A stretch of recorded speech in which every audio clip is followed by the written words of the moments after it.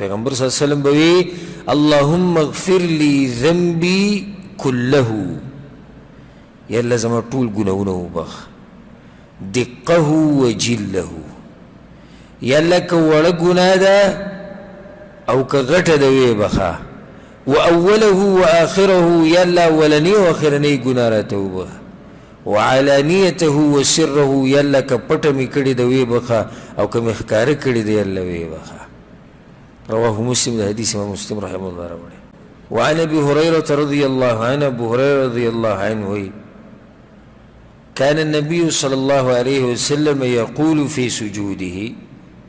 پیغمبر صلی اللہ علیہ وسلم بسجدہ کی دا دعا ډیره کوله دا دومره قیمتي دعاګانې که یو دعا دی پکې یاد کړه او الله دې قبول کړه نو دنیا دې مو ګټله او آخرت دې مو ګټو. اوس دې دعا ته ګورئ څومره ښایسته دعا ده او بیا د افسوس دې مقام ته ګورئ دا زه شرطین ویم ډېرو ته نه ده یاده او یا زما دا بیان چې څوک ګوري او څوک یې اوري دوی ته هم نه ده یاده الا من رحمه ربي هغه به لږ خلک یي چې هغو ته به دا قیمتي دعا یادوي. اوس مخکې به حدیث راشي پیغمبر صلی الله علیه وسلم وایي چې کله انسان سجده ولګي الله ته ډېر نږدې شي نو چې په زړه م څه یي هغه وغواړئ موږ ته څه یاد نه دي نو څه وغواړو بل دا چې غواړي خو هغه څوک چې چا ته څه مسله یي که نه موږ خو بدماشان یو زموږ خو څه نه دي په کار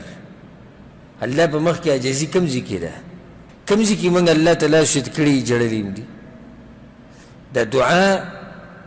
یو عبادت ته ناشنا نن سبا ورک شوی دعاګانې غوښته ختم شوي د اذان او د اقامت په منځ کې به څوک ویني نه چې دعا وغواړي په سجده کې به څوک ویني نه هسې چا لاس نه وي بس هغه کشتي مغه عادتي هونته کې دعاګانې دي منځ نه پاتې چې 2 سیکنډه لاس اوچت کړي او بیا یې مخ له راواچي نو دعا خو هغه سړی غواړي چې ورته یادوي او دویم چې څه ضرورت یي الله ته ضرورت یي ډېر مسلې دي ډېر کارونه دي نو بس الله ته مخې ته کوي چې سړی الله ته ډېر زیات نږدې دی او څه ورته ونه وایي څومره د خفګان خبره ده ته د وزیر اعظم او باچا سره میلاو شي او صدر سره او تا ته دا ووایي هغه سیکرټري صاحب چې دننه کمره کې ګورې ته باچا صاحب سره ډېر نږدې کښېنې نه که څه کار دی بیا ورته ووایه ستا به څومره کارونه وي نه ختمېدونکي کارونه به تا سره یو نه ختمېدونکی ملف او فایل به تا راغستی چې اوس دا موقع ده ګوره دا موقع په ورځ کې څو پیرې موږ ته میلاویږي چې ته اوس الله ته ډېر زیات نږدې که څه ووایه او هم پکې څه نه وایو څومره د افسوس خبره ده دې دعا ته غوږ کښېږدئ او حیران به شي څومره ښایسته دعا ده پیغمبر صلی الله علیه وسلم به وي اللهم اغفر لی ذنبي کله یا الله زما ټول ګناهونه وبخ دقه و جله یا الله که وړه ګناه ده او که غټه ده ویې بخه و اوله و آخره یا الله اولنی و آخرنی گناه راته وبخه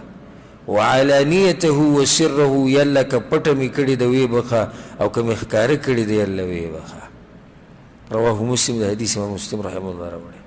چې دا دعا الله ستا قبوله کړه کومه ګناه ستا پاتې شو کومه یې پاتې شو اللهم اغفر لی ذنبي کله یا الله ټول ګناهونه وبخه دقه و جله لوی ګناه وړه ګناه اوله و آخره اولنی و آخرنی علانیته و سره یا الله که پټه ده او که ښکاره ده ویې بخه او الله ستا دا دعا قبوله کړه ته نور د الله نه څه غواړې ټول هر څه پکې راګیر شو که راګیر نه شو د دنیا او د آخرت فلاح او کامیابي هغه په دې دعا کې راګیره شوې ده یاد یې کړئ دا بیان بیا به واورئ بیا به یې راواړوئ په هر ځای کې دا بیانونه بیا الحمدلله میلاویږي دا دعاګانې ته ولیکئ نوټ کړئ نن سبا ما تېر شوي درس کې دې ملګرو ته ویلو چې نن سبا خو اسانه مسله ده په دې نیټ کې چې کومه دعا وراچې ټوله دې راوباسي سره د زیر زبر د زیر زبر به یې راوباسي ځان سره نوټ کړه په کاغذ یې ولیکه په مخه یې وایه چې تا ته یاده شي وعن عائشة رضي الله عنها وعائشة رضي الله عنها وي فقدت رسول الله صلى الله عليه وسلم ليلة من الفراش وی پیغمبر صلی الله علیه وسلم یو پیر وی د شپې را پاڅېدم نو هغه را سره په طلایي کېنه و فالتمسته نو بیا مې پسې ګرځېدم نو زنانه چې خاون ولموي په طلایي کې بیا د هغې زړه ته قسمه قسم خبرې هم راځي هغه خاون زه هغه یادوم چې د کومو ښځې ډېري نو یو پیر پیغمبر صلی الله علیه وسلم د ژوند په دې اخرنۍ حصه کې الله ورته وویل لاړ شه د بقي والا دپاره بخانه وغواړه د شپې جبریل راغی پیغمبر صلی الله علیه وسلم ته بس هغه د شپې ووتو داسې چې څوک راپانیسي نو بس د عایشه رضی الله عنها پسې چې دا راپاسېده ویې کتو کټ کې نه وي بسې لاړه چې ویې کتو پیغمبر صلی الله علیه وسلم د بقي نه راروان دی بس دی بیا په تادۍ کې چې دی واپس کور ته راغله د هغې مطلب دی چې بهر یې ګورم چې د بلې ښځې کوټې ته بتلی وی یا رسول الله دا ټیم وی الله راته وایي چې بقي ور دپاره بهانه وغواړه هغې له تلی وه نو بیا عایشه رضی الله عنها وی زما په سر باندې دړلی پیغمبر صلی الله علیه وسلم ورته وی وا رأسا په سر خو زما دړلی سم مات شو او دا د هغه بیمارۍ ابتدا و چې رسول صلی پکې وفات شو او بیا ورته رسول صلی وایي ستاسې که ته مړه شوې نو زه به دله کفن درکړم زه به دې ولمبم زه به دې ښخه کړم زه به د باندې جنازه وکړم نور ته څه غواړې پیغمبر به دله هر څه وکړي هغه ورته بیا ووایي ته خو بلې ښځې خواله ځې نو د زنانه دغه یری چې پیغمبر صلی الله علیه وسلم ونه مومو فلتمستو ومې لټاو و دا لاسې داسې و کوم ځای کې دی ګوره نو هغه د شپې د هغه څه کار و د خپل رب سره به یې جرګه وه فوقعت يدي على بطن قدميه وهو في المسجد وهما منصوبتان نو زما د لاس د پیغمبر صلی الله علیه وسلم په دې دواړو خپو په دې خېټه باندې ولګېدو او دواړه خپې ولاړې وې یعنې پیغمبر صلی الله علیه وسلم سجده لګولې وه په منځه کې و تهجد یې کول چې لاس یې داسې وو بس دواړه لاسونه یو لاس د رسول صلی الله علیه وسلم د دواړو په خپو باندې د رسول صلی الله علیه وسلم په دواړو خپو باندې ولګېد بطن د خپې دا خېټه لاندینۍ حصه په دې ولګېد او دواړه ولاړې وې دې ځینې دا مسله راوځي ګوره چې په سجده کې به دواړه خپې یو ځای کې دا مسله ترې راوځي کله دې سجده ولګوله که نه نو خپو سره به څه کې یو ځای کې به دواړه یو خو دا د پیغمبر صلی الله علیه وسلم نه ثابت دي بله فایده به کې دا هم ده چې دې سره عورت هم پټي یو حدیث امام حاکم رحمه الله راوړی دی په هغې کې عایشه رضی الله عنها ښه واضح وي راسا عقبیه پیغمبر صلی الله علیه وسلم د دواړه پوندې د یو بل سره لګولې وي بعض علما دا حدیث ضعیف کوي خو د هغوی خبره کمزورې ده او صحیح خبره ده چې دا حدیث سندن صحیح دی نو کله چې دې سجده ولګولو نو د خپو سره به څه کوې دواړه به یو ځای کړي او د ګوتې به راماتې کړي چې مخه یې کوم طرف ته شي قبلې ته شي وهو یقول او پیغمبر صلی الله علیه وسلم وی دا دعا غوښته به سجده کې لیکي اللهم انی اعوذ برضاک من سخطک یا الله زه ستا په رضا سره پناه نیسم ستا د غصې نه وبمعافاتک من عقوبتک او یا الله ستا د معافۍ په وسیله باندې زه پناه غواړم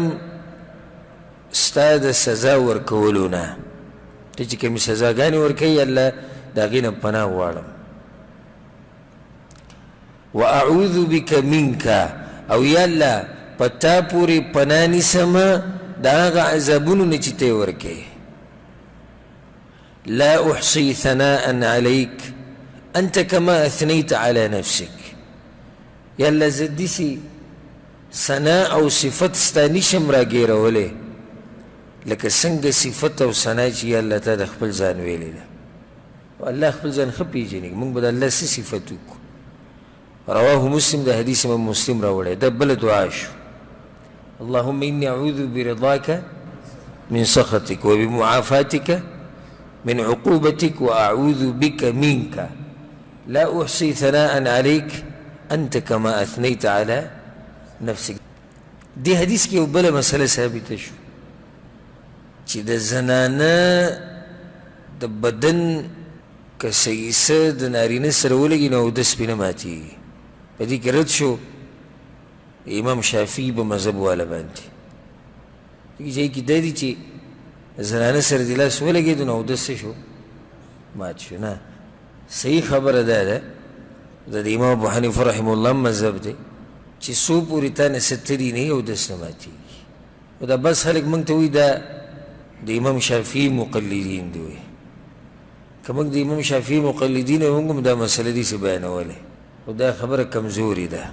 بعض وایي د دوی وایي زموږ د دې امام سره هسې نه لګي، بس د هغه مسله کمزورې کوي. نو موږ خو دې ځکه وایي چې د هغه دا مسله څه ده، دا مضبوطه ده. خو وجه څه ده؟